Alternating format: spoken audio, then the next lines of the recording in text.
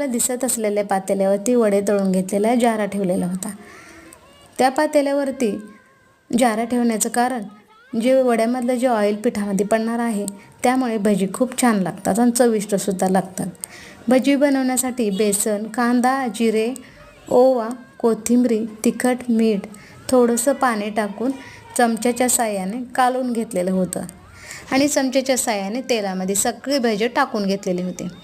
गोल गरगरीत तुम्हाला भजी दिसली नसेल, पण ही भजी खाताना खूप छान लागत होती. आणि तुम्हाला ही टिप्स जर आवडली असेल तर नक्कीच ट्राय करा. ट्राय करायला काय जातं आहे.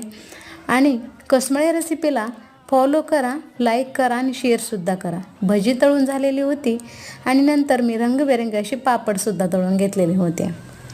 आणि तुम्हाला हा व्हिडिओ जर आवडला असेल तर नक्कीच लाईक करा.